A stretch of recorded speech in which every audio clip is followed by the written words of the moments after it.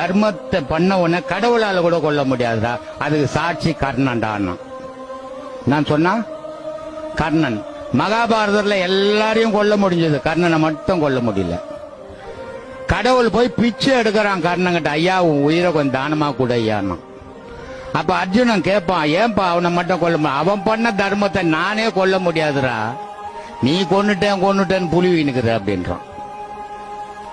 அப்போ தர்மத்துக்கு இருக்கிற வழி, நீங்க தான தர்மம் பண்ணி மத்தவங்களை வாழ வச்சு புண்ணியத்தை சேர்த்திருந்தீங்கன்னு சொன்னா தெருவுல போற யாராவது ஒருத்தன் கூட நமக்கு சோறு போடுவான் சார். இது சத்தியம், இது சத்தியம்.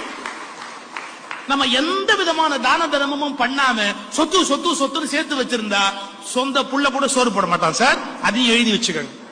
நாம நிறைய பேருக்கு உதவி பண்ணி இருந்தோம்னு வச்சுங்க, ஒருபோது வீணா போவாது. எவனோ ஒருத்தர் சொல்வான், நான் அன்னைக்கு சும்மா இருந்த போது எனக்கு அவரை உதவி பண்ணாரு, எனக்கு அந்த வேலைக்கு ஹெல்ப்.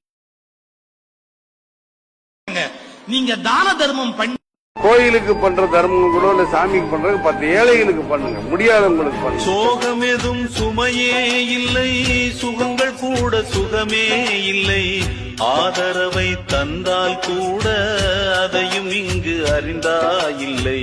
வந்ததுண்டு போனதுண்டு உன் கணக்கில் ரெண்டும் ஒன்று, வரவும் உண்டு செலவும் உண்டு. தர்மத்தை பண்ண உடனே கடவுளால கூட கொல்ல முடியாதுடா, அதுக்கு சாட்சி கர்ணன்டா.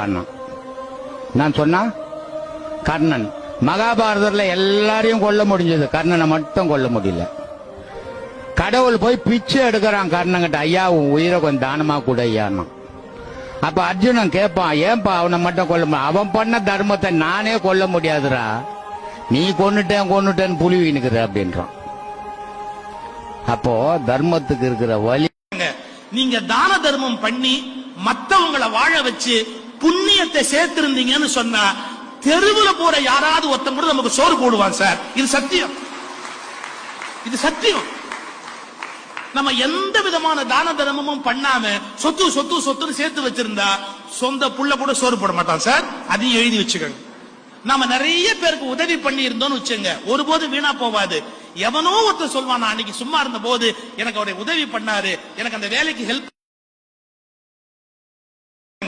நீங்க தான தர்மம் பண்ணி கோயிலுக்கு பண்ற தர்மம் கூட இல்ல, சாமிக்கு பண்றது 10 ஏழைகளுக்கு பண்ணுங்க, முடியாதவங்களுக்கு பண்ணுங்க. சோகம் எதும் சுமையே இல்லை, சுகங்கள் கூட சுகமே இல்லை, ஆதரவை தந்தால் கூட அதையும் இங்கு அறிந்தாயில்லை. வந்ததுண்டு போனதுண்டு உன் கணக்கில் ரெண்டும் ஒன்று, வரவும் உண்டு செலவும் உண்டு.